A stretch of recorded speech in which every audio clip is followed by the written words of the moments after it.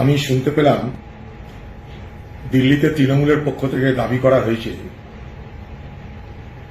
যে ভারতবর্ষের আঞ্চলিক দল কংগ্রেসের সঙ্গে যৌথভাবে কিছু করছে না, কারণ কংগ্রেসকে কেউ নাকি বিশ্বাস করছে না। তার কারণ পশ্চিমবঙ্গে কংগ্রেস আর বিজেপি হাত মিলিয়েছে।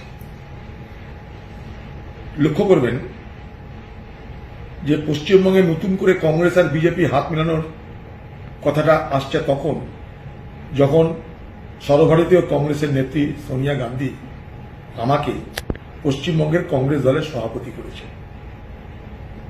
তৃণমূলের হয়তো খারাপ লেগেছে, কারণ অধীর চৌধুরীকে সভাপতি করা মানে তৃণমূলের কথায় তো উঠা বসা করবে না, তাই খারাপ লাগতে পারে। ডিএমকে পার্টির সঙ্গে প্রতিদিন আমাদের পার্লামেন্টে ফ্লোর কোঅর্ডিনেশন হয়, প্রতিদিন। দালালিটা তৃণমূল করছে কিভাবে? রাজ্যসভায় ডেপুটি চেয়ারম্যানের নির্বাচন হল, কংগ্রেস সহ বিরোধী দল ডেপুটি চেয়ারম্যানের নির্বাচনে প্রতিদ্বন্দ্বিতা করল কার বিরুদ্ধে? বিজেপির মনোনীত প্রার্থীর বিরুদ্ধে।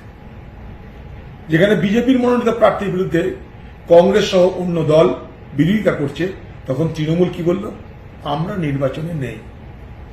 দালালিটা কে করল?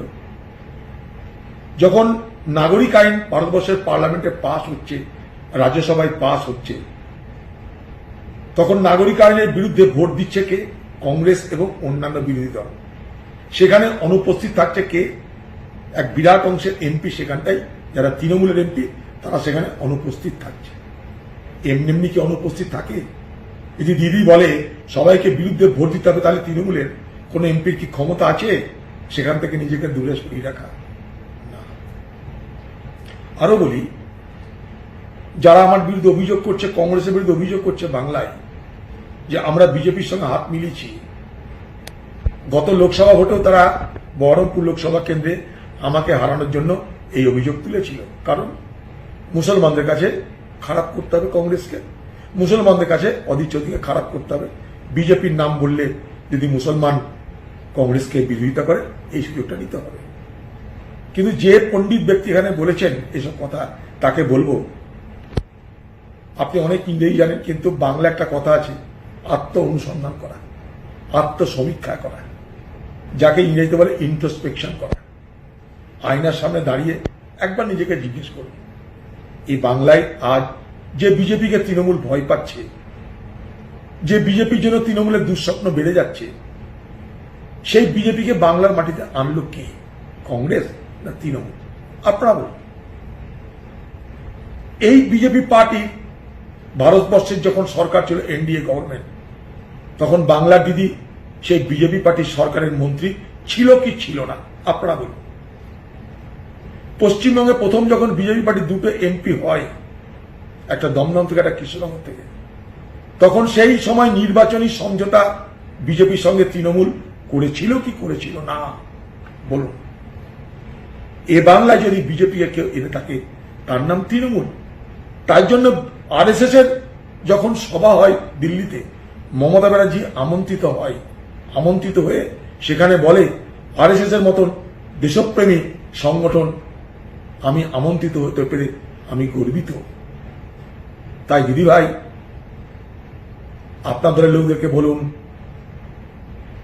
কংগ্রেসের বিরুদ্ধে ঢিল ছোড়ার আগে আয়নার সামনে দাঁড়িয়ে নিজেকে নিজে দেখুক, ঢিলটা ছুড়ুক, সব স্পষ্ট প্রমাণ হয়ে যাবে। ক্ষমতা থাকলে আমার সঙ্গে বিতর্কে আসুন। বাংলার কোন তৃণমূল নেতা বিতর্কে আসুন। এই বাংলায় বিজেপির উত্থান কিভাবে হলো তার উপরে বিতর্ক হোক। বাংলায় বিজেপির উত্থান কিভাবে, যে কোনো বাংলার সাংবাদিক চ্যানেল, যে কোনো বাংলার সংবাদ মাধ্যম তার উপরে বিতর্ক করান। তৃণমূলের নেতাদের ডাকেন, তৃণমূলের সর্বভারতীয় নেত্রীকে ডাকেন, পশ্চিমবঙ্গ তৃণমূলের সভাপতিকে ডাকেন, আমাকেও ডাকেন। আমি কংগ্রেস দলের সভাপতি, আমি কংগ্রেস দলের হয়ে যাব, আপনারা তৃণমূল দলের হয়ে আসুন। চ্যালেঞ্জ দিতে পারবেন? ক্ষমতা আছে। যেদিন হিম্মত করবেন সেদিন টিভিতে এসে ভাষণ মারবেন। ভারতবর্ষের সব আঞ্চলিক দল তারা জানে কংগ্রেস ছাড়া বিজেপির বিরুদ্ধে প্রকৃত অর্থে লড়বা চেষ্টা করা যেতে পারে, দুঃস্বপ্ন সেটা। বাংলার মুখ্যমন্ত্রী মমতা ব্যানার্জি, আপনি জিএসটিকে কেন্দ্র করে কয়েকটা রাজ্যের আঞ্চলিক দলের সঙ্গে একটা প্রতিবাদ করলেন, তার মানে এটা নয় যে সর্বভারতীয় ক্ষেত্রে আপনাকে তারা নেত্রী মেনে নিল আর আপনি নিজেকে বিরাট কিছু ভেবে ফেললেন। এটা ভাবার কোনো কারণ নেই। এই ভারতবর্ষে এখন আজকে দিন পর্যন্ত বলুন, মোদী সরকারের বিরুদ্ধে চোখে চোখ রেখে আঙ্গুল তুলে কে কথা বলছে?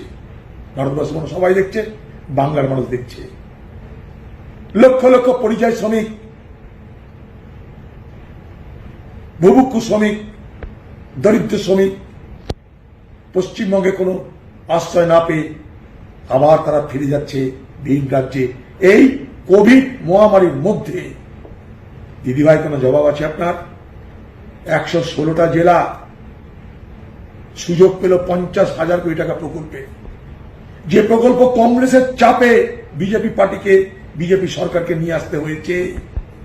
প্রধানমন্ত্রী গ্রামীণ, প্রধানমন্ত্রী রোজগার যোজনা অভিযান নাম দিয়ে, প্রধানমন্ত্রী গরিব কল্যাণ রোজগার অভিযান নাম দিয়ে কংগ্রেসের চাপে পড়ে ভারতবর্ষের সরকার 50,000 কোটি টাকার প্রকল্প আনতে হয়েছে। কিসের জন্য? যে সমস্ত জেলায় 25,000 পরিযায়ী শ্রমিক আছে সেখানে এই প্রকল্প চালু হবে। 125 দিন মধ্যে প্রকল্প চালু করতে হবে, সমাপ্ত করতে হবে। ক্রাইটেরিয়া কি? মাত্র 25,000 পরিযায়ী শ্রমিক দেখালেই হবে। সারা ভারতবর্ষে বিহার, উত্তরপ্রদেশের পর সব থেকে বেশি পরিযায়ী শ্রমিক কোথায়? বাংলায়। 50,000 কোটি টাকা যে প্রকল্প জুন মাসে চালু হলো, সুযোগ নিল কে? বিহার, উত্তরপ্রদেশ, উড়িষ্যা, রাজস্থান, মধ্যপ্রদেশ সুযোগ নিল। 116টা জেলায় এই 50,000 কোটি টাকা পাবে গরিব মানুষরা। বাংলায় কোনো তৎপরতা হলো না। বাংলার মুখ্যমন্ত্রী নিজে বলছে 11 লক্ষ পরিযায়ী শ্রমিক আমার রাজ্যে এসেছে, কিন্তু তাদের সুবিধার জন্য দাবি পশ্চিমবঙ্গ সরকার করতে পারল না। তাদের কথা ভাবুন, তাহলেই হবে। আর কত বিজেপি দালালি করবেন দিদি ভাই? বাংলার মুখ্যমন্ত্রী সব থেকে বড় এই ভারতবর্ষে যদি বিজেপি দালাল থাকে তার নাম মমতা ব্যানার্জি। কারণ পশ্চিমবঙ্গে এই মমতা ব্যানার্জি আপনি নিজে বলেছিলেন বিজেপি আমার কাছে অস্পৃশ্য না, বিজেপি আমার কাছে অচ্ছুত না, বিজেপিকে সঙ্গে নিয়ে তৃণমূল বিজেপি জোটে সিপিএম কে হারাবো। সেই সমস্ত ফ্ল্যাশব্যাকগুলো দেখুন নেতারা, ডিজিটাল দুনিয়ায় সবকিছু ধরে রাখা আছে। অধীর চৌধুরীর বিরুদ্ধে আঙ্গুল তোলার আগে নিজেরা আয়নার সামনে দাঁড়িয়ে নিজেদের থোবড়াটা দেখুন। চলো।